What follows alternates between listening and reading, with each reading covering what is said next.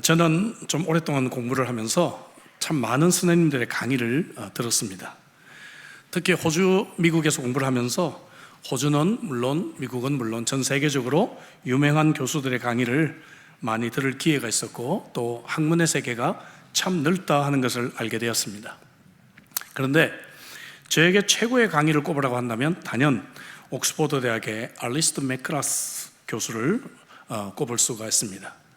이분의 강의를 들으면서 사람이 이 이상의 강의를 하는 것은 불가능할 것 같다라는 그런 생각을 제가 하기도 했습니다. 최고의 수준을 여러분 경험해 본 적이 있으십니까? 오늘 저와 여러분들이 읽은 이 본문은 성경에서 하나님과 예수님이 말로 소통하시는 내용이에요. 그런 내용 중에서도 가장 심오하고 깊은 그런 내용입니다. 여러분, 하나님께서 우리에게 말씀하실 때는요, 마치 어린아이에게 말씀을 하시듯이 우리의 수준으로 내려오셔서 말씀하시겠죠. 근데 두 분이 서로 소통하신다면 그럴 필요가 없어질 것 같아요. 근데 그럼에도 불구하고 그 내용이 성경에 기록이 되어서 우리들에게 전달되었다면 수준을 또 많이 내렸겠죠. 그래서 성경 본문 중에서는 우리가 이해하기가 매우 어렵고 깊은 의미를 가진 그러한 말씀입니다. 17장 전체는 예수님의 기도입니다. 오늘 우리가 읽은 1절부터 5절까지는 예수님 자신을 위한 기도, 또 6절부터 19절까지는 예수님의 제자들을 위한 기도, 20절부터 마지막 절까지는 장차 예수님을 믿게 될 모든 사람들, 다시 말하면 오늘날의 교회를 위한 기도다 말할 수가 있습니다. 우리가 알고 있는 하늘에 계신 우리 아버지여라고 시작되는 이 기도는 예수님께서 우리가 이렇게 기도하라고 가르쳐 주신 기도이지 실제로 예수님의 기도라고 할 수는 없어요. 근데 요한복음 11장에 나오는 이 기도야말로 진정한 예수님의 기도인 것입니다. 그리고 그 기도의 내용은 하나님과 그의 백성들 사이에서 중보하시는 것이에요. 그래서 이것을 예수님의 대제사장적인 기도다, 그렇게 표현을 합니다. 신앙의 많은 선배들이 이 기도를 참 좋아했습니다. 특별히 스코틀랜드 종교개혁자 존 녹슨은 병들어 죽어가면서 매일 이 기도문을 읽고 위로를 받았다고 그래요. 요한복음 17장입니다. 따라서 하나님과 예수님과의 기도 소통은 우리가 볼 수 있는 최고 수준의 기도다, 그렇게 우리가 말할 수가 있겠고요. 우리에게 이 말씀을 주신 것이 성경에 나오는데, 그렇다고 한다면 성경에 나오는 말씀 중에서도 가장 수준이 높은 말씀이다, 그렇게 생각할 수가 있겠죠. 그러니까 오늘 설교는 쉽겠어요? 어렵겠어요? 오늘 설교는 제가 아무리 노력을 해도 오늘 설교는 좀 어려운 내용이에요. 오늘 우리들에게 높은 수준의 성숙을 필요로 하는 그러한 설교의 말씀이 될 것입니다. 물론 때로는 우리에게 감동을 주는 설교도 필요해요. 하지만 가끔은 우리들에게 이런 레벨의 말씀을 또 필요로 하고 있습니다. 예수님께서 자신을 위해 기도하신 오늘 5구절, 이 5구절을 우리가 좀 쉽게 정리해 볼 수 있기 위해서 4가지 키워드로 생각을 해보려고 합니다. 첫 번째는 영화입니다. 영화. 여러분들이 좋아하시는 무비가 아니라 glorification, 영화롭다 할 때 영화예요. 예. 성경에서 영화라고 해서 저도 영화라고 했지만 영광으로 번역하는 것이 훨씬 더 쉽게 이해가 됩니다. 예수님이 영광을 위해 기도하셨다는 것이죠. 오늘 본문 처음과 마지막 1절과 5절에 때가 이르렀사오니 아들을 영화롭게 하사 아들로 아버지를 영화롭게 하게 하옵소서. 또 그리고 5절에서도 아버지여 창세전에 내가 아버지와 함께 가셨던 영화로서 나를 영화롭게 하소서. 2번씩 영화를 위해 기도하고 있다는 것입니다. 예수님은 원래 하나님과 영광을 가지고 계셨는데 이제 때가 되었으니까 하나님 이 영광을 좀 회복하게 해주십시오라고 기도하고 있는 내용이에요. 그런데 성경에 보면 예수님이 이 땅에 계실 때도 영광을 가지고 계셨다라고 말씀하고 있거든요. 요한복음 2장 11절에 보니까 예수께서 이 첫 표적을 갈릴리 가나에서 행하여 그의 영광을 나타내심에 제자들이 그를 믿으니라, 이렇게 말씀하고 계시잖아요. 자, 근데 이 영광에는 2가지가 있어요. 이때 이 영광은 헬라어로 독사라고 하는 영광입니다. 독사. 예, 우리는 독사는 뱀을 생각하는데 이 독사 헬라어 이 말이 영광이란 말이에요. 이 말은 올바른 견해, 그런 의미를 원래 가지고 있어요. 그래서 여기서 영어 단어 orthodox 혹은 paradox 이런 단어가 파생하게 되었습니다. 근데 이 단어가 성경에 와서 써질 때는 하나님의 성품 때문에, 다시 말하면 하나님은 거룩하시고 사랑이 많으시고 은혜가 있으시고 능력이 있으시고 진리가 완전하신 이 하나님의 성품 때문에 하나님이 영광이라는 의미로 사용이 됐다는 것입니다. 예수님께서 근데 이 땅에 계실 때는 이 독사의 영광을 그대로 가지고 계셨어요. 그래서 예수님의 그 성품은 하나님을 닮은 성품을 이 땅에서 가지고 계셨어요. 그래서 이러한 성품 때문에 이 제자들이 예수님의 영광을 볼 수가 있었고 제자들이 예수님을 믿게 되었다라고 말씀하고 있는 것입니다. 근데 영광에 또 하나가 있어요. 이것은 뭔가 하면 유대인들이 하나님의 영광을 이해할 때 사용됐던 말입니다. 유대인들은 하나님의 영광이 밖으로 드러나면 강한 빛이 나서 눈이 부셔서 아무도 접근하지 못한다, 그런 개념이 그들에게 있었어요. 머리카락이 없으신 분들이 매우 좋아하는 그런 말씀이죠, 그죠? 예, 반짝반짝 빛난다가 말이죠. 히브리어로 쉐키나라고 하는 영광입니다.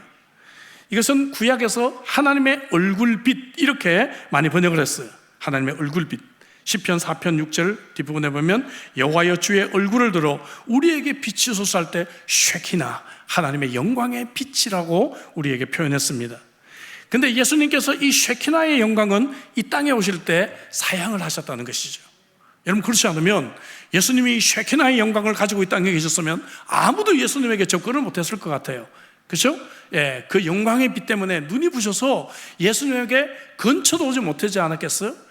그래서 예수님께서 이 땅에 오실 때는 이 쉐키나의 영광은 예수님께서 사양하시고 이 땅에 오셨는데, 이제 십자가를 앞두고 예수님이 하신 기도는 하나님, 이제 내가 이 쉐키나의 영광을 다시 회복하기를 원합니다라고 기도하고 계시는 것입니다. 스데반이 순교할 때 하늘이 열려서 보았던 그 영광이 바로 이 쉐키나의 영광이고, 사도 요한도 하늘을 문이 열려서 천국을 바라봤을 때 그 영광스러운 그 영광도 바로 이 쉐키나의 영광인 것입니다. 이 말씀 우리들에게 용기가 돼요. 왜냐하면 예수님께서 십자가 사건 이후에 쉐키나의 영광을 회복하시고 하나님 우편에 앉으셔서 지금도 세상을 다스리고 계시고 우리를 인도하고 계시기 때문입니다. 할렐루야. 또한 우리가 그 영광을 어느 정도 소유할 수 있고 그 영광에 참여할 수가 있다는 말씀을 주고 있어요. 10절 뒷부분에 보니까 내가 그들로 말미암아 영광을 받았나이다. 또 22절 앞부분에 내게 주신 영광을 내가 그들에게 주었다. 영광을 우리에게 주었단 말이에요. 24절 뒷부분에 내게 주신 나의 영광을 그들로 보게 하기를 원하옵나이다, 이렇게 기도하고 있습니다. 예수님의 이 기도는 우리가 하나님의 영광을 어느 정도 가질 수 있다고 하는 힌트를 주고 있는 것이죠. 실제로 우리는 이 땅에서 독사의 영광을 어느 정도 가질 수가 있어요. 내 성품이 예수님을 닮아가면서 내가 크리스찬으로 성숙해가면서 다른 사람들에게 예수님이 가지셨던 이 독사의 영광을 어느 정도 보여줄 수가 있는 것입니다. 조금 전 우리가 읽었던 10절, 22절, 24절에서 예수님께서 그것을 위해서 기도하고 계시는 것이죠. 그리고 우리가 장차 이 땅의 삶을 마감하고 천국에서 주님과 함께 있을 때 하나님만이 가지셨던 이 쉐키나의 영광을 우리도 함께 누리게 될 것이라고 하는 그러한 놀라운 말씀입니다. 사랑하는 성도 여러분, 이때를 소망하십니까? 바로 예수님은 이 하나님의 영광을 위해 첫 번째 기도하셨다는 것이죠. 두 번째, 예수님의 기도의 키워드는 선물입니다. 주무시다가 눈을 뜨는 분들이 계시네요. 선물은 늘 좋은 것이죠.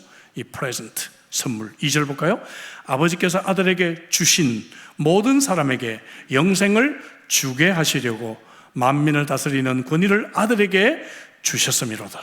자, 여기 주다를 강조해서 읽었는데 몇 번 나왔어요? 3번 나왔어요. 3번.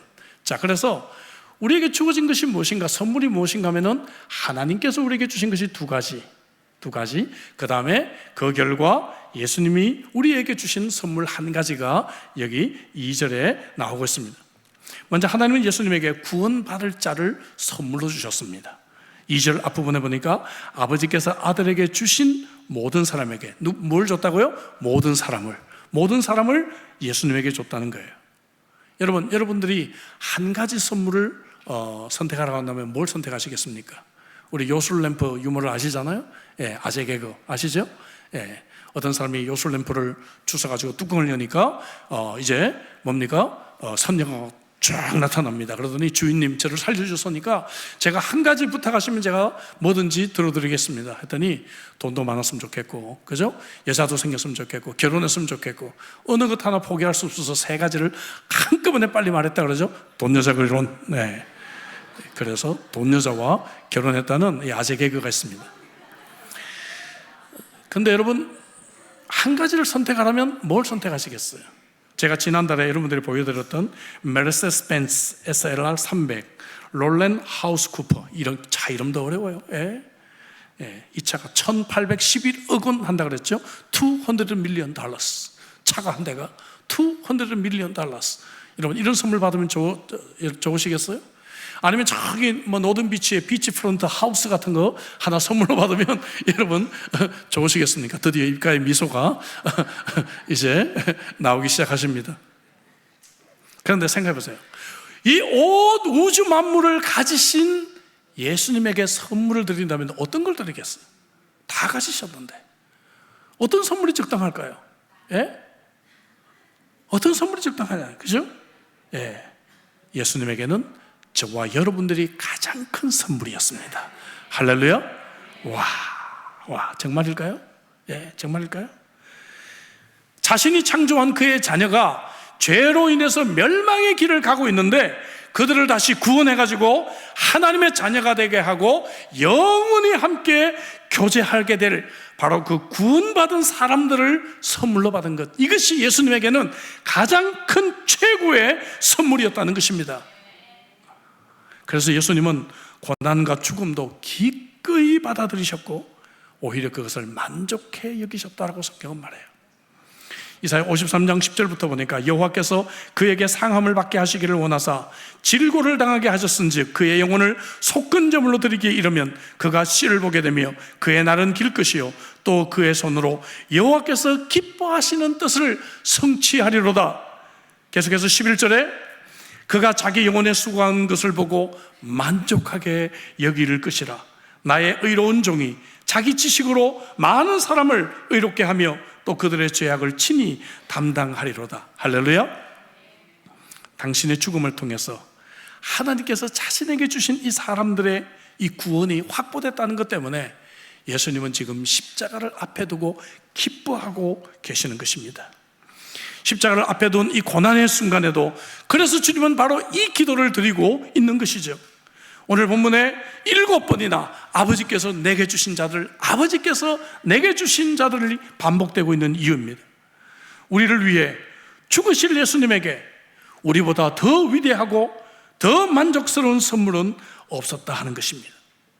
우리는 부모가 계획하지 않고 태어났다 할지라도 하나님에게는 우리는 계획된 인생이고 예수님에게는 최고의 선물인 줄로 믿습니다. 그래서 예수님께서 잡히시기 불과 몇 시간 전에 하나님께서 구원하실 저와 여러분들을 선물로 받으시고 큰 기쁨으로 십자가를 향해 나아가고 계셨다는 것을 우리는 읽게 됩니다. 두 번째 선물, 하나님이 예수님에게 주신 두 번째 선물은 2절 역시 계속해서 나옵니다. 아버지께서 아들에게 주신 모든 사람들에게 영생을 주게 하시려고 만민을 다스리는 권위를 주셨다. 옛날 성경에는 권세를 주셨다. 권세 혹은 권위를 선물로 주셨다는 것입니다. 여기 쓰여진 단어, 헬라어 단어가 좀 독특한 단어예요. 엑수시아라고 하는 단어인데 이 말은 어떤 자격을 갖췄다고 말해요. 자격을 갖췄다. 예, 능력이라고 하는 파워하고는 조금 다른 말이에요. 이 디나미스라는 다른 헬라어가 있습니다. 근데 이 엑수시아란 말은 권한을 가진 자격이 있다고 말해요. 이 만물을 다스리는 자격을 선물로 받으셨다는 것이에요. 예수님은 바로 이 엑수시아 때문에 우리를 영생을 주실 수가 있게 되신 것입니다. 예수님의 이 권세로 말미암아 죄로 타락한 인간의 모든 육체를 다스리는 권세를 주셨다. 여러분, 사람은 영과 육으로 구성되어져 있어요. 비행기로 말하면 비행기라고 하는 동체 육체가 있고 이 동체를 움직이는 엔진, 영이라고 표현할 수가 있습니다. 여러분, 우리 무한공항 참사에서 보았지만 엔진이 고장나면 비행기는 추락합니다. 그죠? 예. 그래서 엔진이 만약에 다 죽어버리면 비행기는 목적한 방향으로 가지 않고 엉뚱한 방향으로 가다가 중력에 의해서 추락하고 만나는 것이죠. 마찬가지로 우리의 영이 죽어 있으면 죄의 지배를 받게 됩니다. 마가복음 7장 21절부터는 우리의 이 죄의 지배를 받는 상태를 자세하게 표현합니다. 속에서 곧 사람의 마음에서 나오는 것은 악한 생각, 곧 음란과 도둑질과 살인과 간음과 탐욕과 악독과 속임과 음탕과 질투와 비방과 교만과 우매함이니, 이 모든 악한 것이 다 속에서 나와서 사람을 더럽게 한다. 근데 예수님은 이런 것들을 다스리는 권세 엑수시아를 가지셨다는 것입니다. 저는 이 말씀이 너무너무 기뻐요. 너무너무 기뻐요. 왜 그런가 하면은 예수님께서 나 같은 부족한 사람도 다스려 주셔서, 이런 죄의 길에서, 멸망의 길에서 나를 건져주시고 내 죽을 영혼을 살려주셔서 하나님의 자녀가 되게 해주셨기 때문입니다. 그 결과 나는 아직도 물론 부족하지만 하나님의 영광, 하나님의 독사를 조금이라도 나타내는 인생이 되었다는 것이죠. 얼마나 놀라운 말씀이에요, 여러분.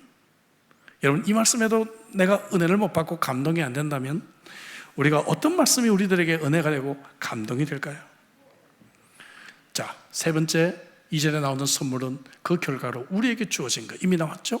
2절 무엇입니까? 영생을 우리에게 선물로 주신다는 말씀이에요. 예수님께서 이미 6장 37절에서 아버지께서 내게 주시는 자는 다 내게로 올 것이요 내게 오는 자는 내가 결코 내쫓지 아니하리라 약속해 주셨습니다. 하나님께서 선물로 주신 권세를 가지고 하나님께서 선물로 주신 사람들을 하나도 잃어버리지 않고 영생을 갖게 하시는 것입니다. 그래서 우리의 구원은 확실한 것입니다, 여러분. 만약에 구원이 우리의 공로나 우리의 자격에 달려있다면 우리는 불안해요. 그렇죠? 불안해요. 그런데 예수님께서 선물로 주신 자기의 사람들을 하나도 잃어버리지 않고 영생을 주시기 위해 이 땅에 오셨고, 또 그 일의 성취를 위해 지금 기도하셨고, 그 일을 이루심으로 큰 만족을 얻으셨기 때문에 우리는 이 구원을 안심할 수가 있고 이 구원을 확신할 수가 있는 것입니다. 예수님께서 우리에게 영생을 선물로 주신다고 하시면서 바로 그 영생을 얻는 지식에 대해서 기도를 이어가십니다. 그래서 예수님의 기도의 세 번째 키워드는 지식입니다. knowledge. 3절 볼까요? 영생은 곧 유일하신 참 하나님과 그의 보내신 자 예수 그리스도를 아는 것이다. 여러분, 구원은 참된 지식을 갖게 되는 것입니다. 여러분, 참된 지식은 머리로만 아는 단순한 정보가 아닙니다.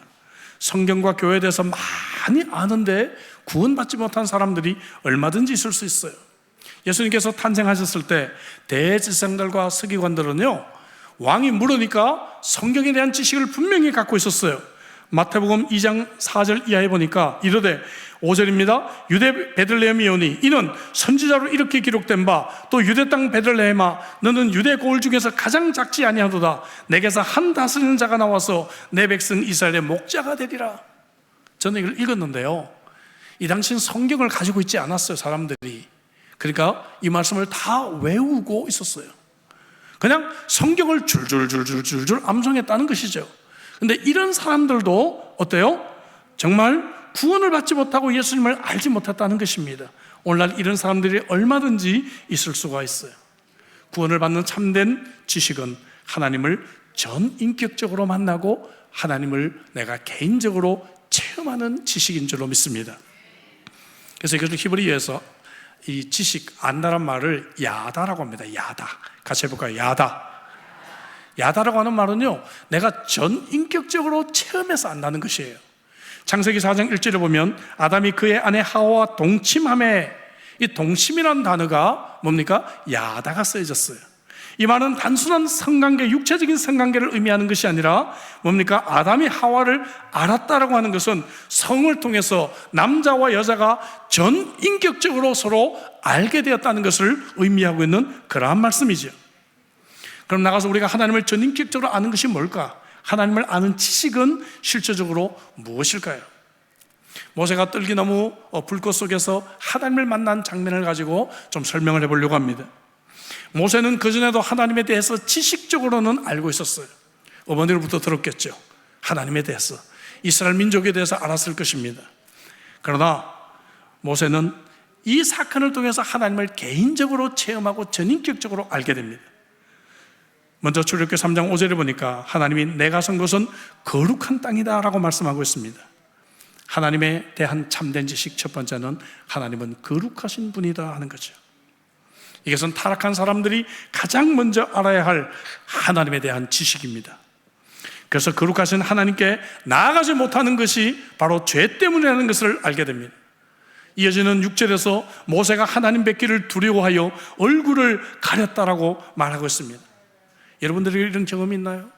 또 죄 가운데 빠져서 기도할 때 기도가 되지 않고요, 교회 오기가 너무 힘들어지고요, 어떨 때는 내가 정말 이 죄 가운데 있는데 하나님을 만나야 한다는, 이 죄를 반드시 심판하시는 하나님을 만나야 한다는 그런 두려움과 고통을 여러분들이 경험한 적이 있으십니까? 이런 식으로 우리가 하나님을 만나보지 못했다면 여러분들은 하나님에 대한 가장 중요한 지식을 아직 갖지 못하고 있다 하는 것이죠. 모세 이야기에 나오는 하나님의 두 번째 대한 지식은 하나님은 모든 것을 다 아신다는 것이에요. 7절에 보니까 내 백성의 고통을 분명히 보고 그들이 그들의 감독자로 말미암아 부르짖음을 듣고 그 근심을 알았다라고 말씀하고 계십니다. 보고 듣고 알았다. 하나님은 우리의 모든 삶을 다 아십니다. 하나님은 전지하십니다. 그러면 하나님이 우리 때문에 쏘으실까요? 내가 거룩한 채 한다고 하나님이 쏘으실까요? 내가 신앙 좋은 채 한다고 하나님이 쏘으실까요? 하나님은 쏘김을 당하지 아니하십니다. 왜냐하면 하나님은 모든 것을 다 아시기 때문에. 사람은 속일 수 있지만 하나님은 속일 수가 없어요. 또 이 말씀 우리들에게 위로가 돼요. 하나님이 모든 것을 다 아시기 때문에 우리는 하나님을 신뢰할 수가 있는 줄로 믿습니다. 하나님이 내가 얼마나 못된 인간인지 내 밑바닥까지 다 아시면서도 나를 구원하시기를 기뻐하셨고, 그리고 나를 사랑하신다고 한다면 우리는 안심할 수가 있어요. 하나님이 나를 좀 알아가시다가 내 연약하고 내 못된 모습을 보고 깜짝 놀라시거나 혹은 정떨어지시는 그런 하나님이 아니시다는 것이죠.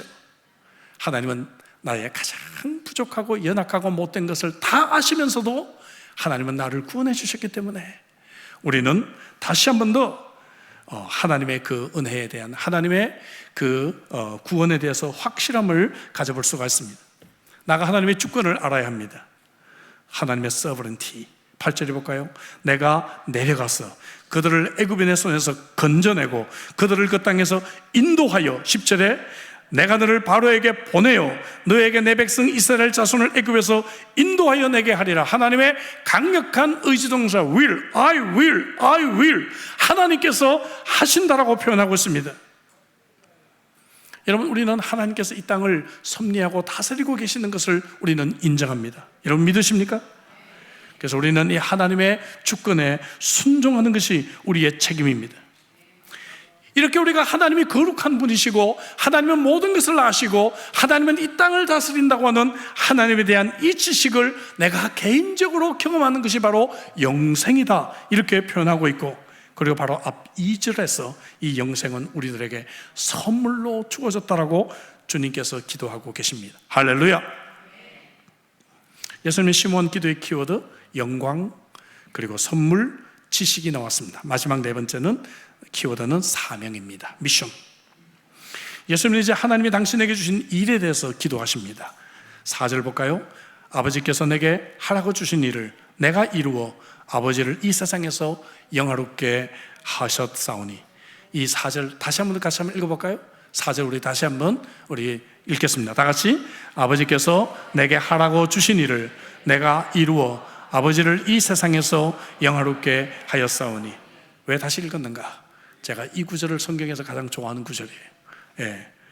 제가 죽으면 여러분 이 구절을 묘비명에 좀 새겨주시기를 지금 유언을 드립니다. 약 7년 전에 대한민국 국전에서 상을 받으신 분이 가장 좋아하는 성경 구절을 써주시겠다고 하셔가지고 이 구절을 제가 선물로 받았습니다. 그래서 저희 집 다이닝 벽에 이렇게 걸려 있습니다. 제가 자주 이 말씀을 읽어보면서 이 말씀 앞에 정말 바로 서기 위해서 마음을 다지고 있습니다. 여러분들은 여러분들의 부모님이 하라고 한 일을 성취한 적이 있으십니까? 어떤 코미디언이 죽기 전에 유언을 남겼는데 시신을 하버드 의대에 기증하라고 합니다. 그 이유를 물으니까 우리 부모님의 평생 소원이 내가 하버드 의대에 들어가는 것이었다고 얘기를 합니다. 그래서 내가 이렇게 했었더라고 부모의 소원을 좀 들어주고 싶더라고 죽어가면서도 코미디를 하고 있었어요. 여러분들은 부모님이 S대 가기를 원하지 않았을까요? S대 가라, S대 가라. 여러분 기쁜 소식이 있어요. 여러분 지금도 S대를 갈 수 있습니다. 성가대에 오시면 S대 여러분들이 가실 수가 있으십니다. 여러분 여기 아버지께서 내게 하라고 주신 일, 이게 뭘까요? 명백해요. 이미 나왔지만 십자가를 통한 속죄입니다. 그 어떤 일도 예수님께 중요한 일이 될 수 없어요. 예수님은 바로 이것 때문에 이 땅에 오셨습니다. 그리고 예수님은 그 일을 성취하셨습니다. 아직 십자가를 지시기 직전인데도 내가 그 일을 이루어 과거 시제를 사용하고 있습니다. 이것은 아주 확실한 경우에 사용하는 문법적인 그런 방법입니다.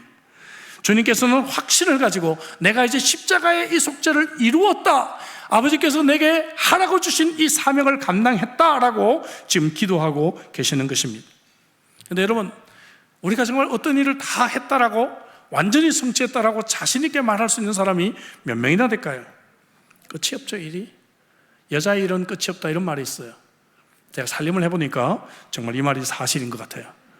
쇼핑하고요, 요리하고, 설거지하고, 빨래하고, 청소하고, 애들 숙제들 보고 그러면 남편이 또 부릅니다. 그죠? 아무리 열심히 일을 해도 일을 마쳤다, 끝냈다, 어느 누구도 만족하지 못할 것 같아요.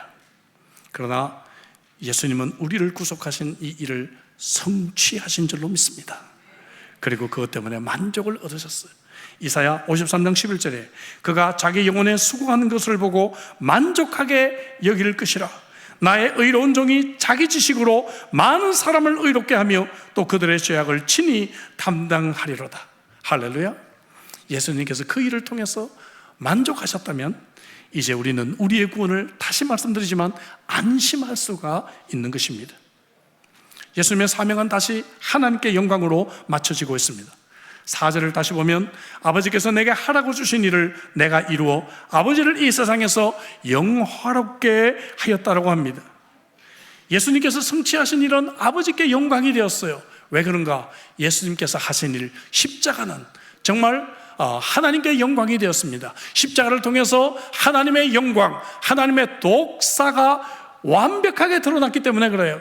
하나님의 성품이 십자가를 통해 드러났어요.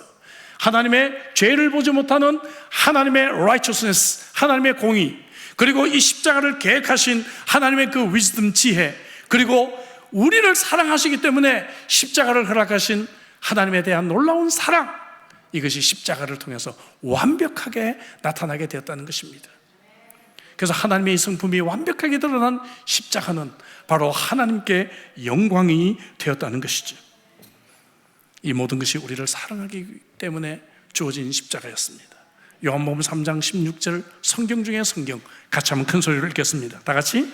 하나님이 세상을 이처럼 사랑하사 독생자를 주셨으니 이는 그를 믿는 자마다 멸망하지 않고 영생을 얻게 하려 하심이라. 아멘. 예수님께서는 하나님께서 하라고 주신 일, 십자가의 속죄를 통해서 하나님을 영화롭게 하였고 그것을 지금 기도하고 계시는 것입니다. 그렇다면 우리가 구원을 위해 해야 할 일은 아무것도 없어요. 우리는 하나님께서 이루어 주신 일들을 받아들이기만 하면 되는 것입니다. 우리가 해야 할 사명은 이 복음을 전하는 것입니다.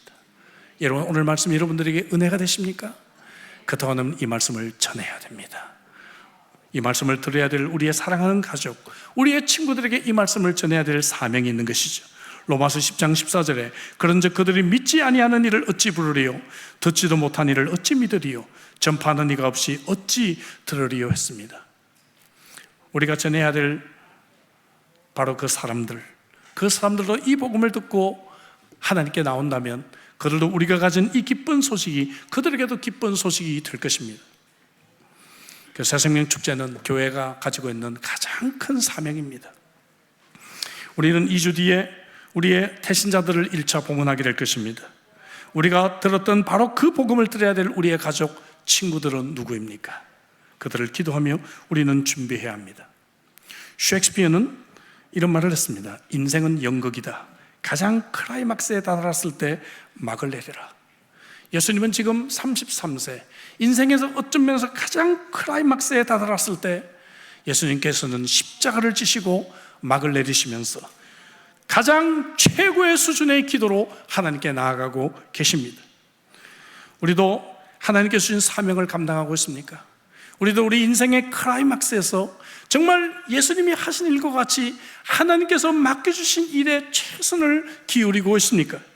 바울 사도는 자신 있게 사도행전 20장 24절에서 말합니다. 같이 한번 크게 읽습니다. 마지막 구절입니다. 다 같이, 내가 달려갈 길과 주 예수께 받은 사명 곧 하나님의 은혜의 복음을 증언하는 일을 마치려 하면은 나의 생명조차 조금도 귀한 것으로 여기지 아니하노라. 아멘. 여러분들 어떻습니까? 주님께서 내게 맡겨주신 일을 위해서 생명조차 아끼지 않고 그 일을 완수하고 있습니까? 그 일을 성취하고 계십니까? 나의 이기심과 나의 편리함 때문에 하나님이 주신 일을 그만두고 있지는 않습니까? 주께서 내게 주신 일을 주차 봉사하고 식당에서 주방에서 일을 하고 교회 바닥을 쓸고 의자를 정렬하고 주일학교 교사, 성가대, 찬양팀으로 섬기기도 하고 우리는 주님께서 내게 주신 일들을 내가 이루어 하나님을 영화롭게 하고 있는 삶을 살고 계십니까? 나의 이 작은 섬김을 통해 하나님은 영광을 받으신다고 말씀하고 계십니다. 결석한 우리 사랑하는 교회에게 한번 내가 문자 보내고 한번 전화하는 걸 통해 하나님은 영광을 받으십니다.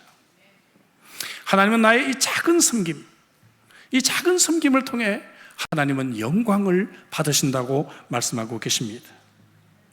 사랑하는 성도 여러분, 우리가 이 땅에 있는 날 동안에 우리는 그렇게 살아야 되지 않을까요?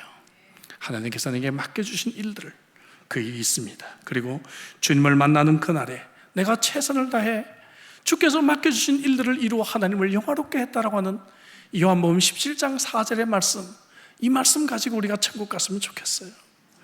이 말씀 가지고 우리가 주님을 만났으면 좋겠어요. 아버지께서 내게 하라고 주신 일을 내가 이루어서 아버지를 내가 이 세상에서 영화롭게 했습니다. 이 고백을 할 수 있다면 우리의 인생은 얼마나 멋진 인생이 되지 않을까 그렇게 생각합니다. 사랑하는 성도 여러분, 오늘 예수님의 이 심오한 기도를 함께 말씀을 생각해 보았습니다. 너무 깊고 너무 어려운 말씀이에요. 최대한 제가 여러분들에게 쉽게 말씀을 나눴지만 정말 최고 수준의 기도예요. 그동안에 우리는 기도하면 하나님께 뭘 달라는 기도만 하지 않았던가요? 이제 우리 기도가 좀 성숙됐으면 좋겠어요. 예수님의 기도를 닮아가시길 바랍니다. 예수님처럼 하나님의 영광을 위해 기도하시기 바랍니다. 예수님처럼 하나님께서 우리에게 주신 선물, 이 귀한 선물을 가지고 기도하시기 바랍니다. 한 영혼 한 영혼을 가슴에 품고 기도합시다. 예수님께서 정말 우리에게 주셨던 영생을 얻는 지식, 하나님을 더 깊이 알아가기를 위해 기도하십시다. 하나님께서 이 땅에서 나에게 주신 일, 이것을 잘 성취할 수 있기를 위해 기도하십시다. 우리의 기도가 좀 달라졌으면 좋겠어요. 우리의 기도가 좀 성숙했으면 좋겠습니다. 여러분, 이 기도를 가지고 승리하시는 온전한 주님의 제자가 되시기를 주 이름으로 축복합니다. 기도합시다. 주신 말씀 가지고 우리 기도하죠. 오늘 설교는 조금 어려운 설교예요. 좀 수준 높은 설교예요. 그러나 여러분, 저는 우리 교회 성도들이 이 말씀을 충분히 받아들일 수 있다고 생각합니다. 우리는 신앙생활 여러분 한두 달 하는 거 아니잖아요. 언제까지 베이비처럼 달라는 기도만 우리가 하겠어요? 이제 이 말씀 가지고 우리가 좀 성숙한 기도를 우리가 했으면 좋겠습니다. 예수님의 이 최고 수준의 기도를 우리가 생각해 보면서 여러분, 어떤 은혜를 하나님이 주셨을까요? 하나님의 영광을 위한 기도가 우리에게 있나요? 하나님이 그 영광을 우리에게 주신다고 하셨는데 나는 예수 그리스도의 성품이 드러나는 삶을 통해서 사람들에게 이 하나님의 독사, 하나님의 영광을 나타내는 삶을 살고 있나요? 우리 자녀들에게, 내가 만나는 사람들에게 하나님의 영광을 나타내는 삶을 살기를 위해 우리도 기도하십시다.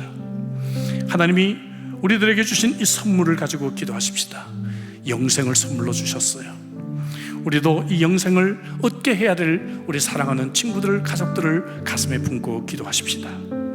하나님을 더 깊이 알아갈 수 있기를 위해 기도하십시다. 하나님의 거룩 앞에 부딪혀서 화로다 나여 망하게 되었도다, 이런 정말 부르짖는 기도로 하나님의 그 righteousness, 하나님의 의로우심을 우리가 부딪히며 기도해 보신 적이 있으신가요? 하나님은 지금 모든 것을 아신다고 했는데 내가 이 시간에 정말 온전한 마음으로 하나님께 예배하는지 하나님은 지금도 우리를 알고 계십니다. 하나님, 정말 내가 하나님 앞에 온전한 제자로 서게 하여 주옵소서. 우리 좀 기도해 볼까요? 그리고 하나님을 더 깊이 알아가 하나님이 이 땅에서 내게 맡겨주신 일들, 바쁘다고 그만두고, 몸 아프다고 그만두고, 힘들다고 그만두는 우리가 아니라 하나님이 내게 맡겨주신 일들 내가 이 땅에서 이루어 아버지를 영화롭게 하는 인생이 되기를 위해서, 내게 손가락 하나 까딱하는 힘을 하나님이 주셨다고 한다면 그 힘을 가지고 글을 모르는 선교지에 있는 아이에게 글 하나 가르치는 데까지 사용하겠다고 하는 어느 선교사의 기도처럼 하나님께서 내게 맡겨주신 그 일을 나는 이룰 수 있도록, 그래서 하나님을 영화롭게 하는 인생이 되도록 우리 한번 기도를 좀 바꿔볼까요? 주신 말씀 이 시간에 묵상하며 좀 한번 간절한 마음으로 우리의 모든 것을 하신 하나님 앞에 이 시간에 한번 기도하겠습니다. 기도하시겠습니다.